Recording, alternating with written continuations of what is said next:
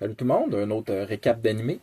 En 2022, Yofukashi no Uta, ou mieux connu sous le nom de Call of the Night, disponible sur Amazon Prime. Un anime de 12 épisodes dans le style romance supernaturel.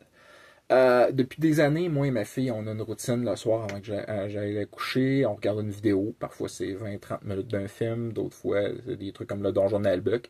Puis d'autres fois, c'est des animés. À un moment donné, que je me demandais ce qu'on pourrait écouter, elle mentionne l'anime Call of the Night. J'étais un otaku, j'ai été otaku pendant 30 ans de plus qu'elle, tu sais.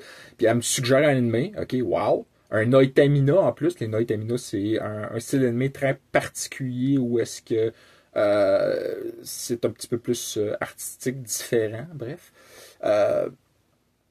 Donc, bon, premier bémol, c'est sur les vampires, puis moi, les vampires, j'ai appris ça avec Vampire the Masquerade, puis Blade, là.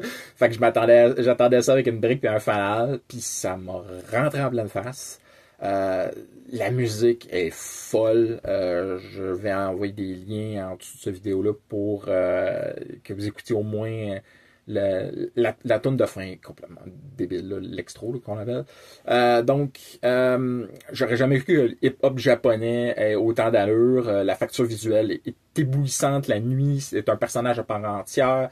L'atmosphère de la série est sublime. L'univers se tient. Puis au final, c'est une histoire d'amour de vampire qui envoie Twilight encore plus au fond des vidanges qu'elle l'est déjà. À mon goût, je trouve que le show lève juste à la fin, mais fiez-vous pas à mes goûts là, de vieux qui sont restés collés aux années 90. Là. C'est vraiment complètement de quoi de débile, puis je le recommande chaudement.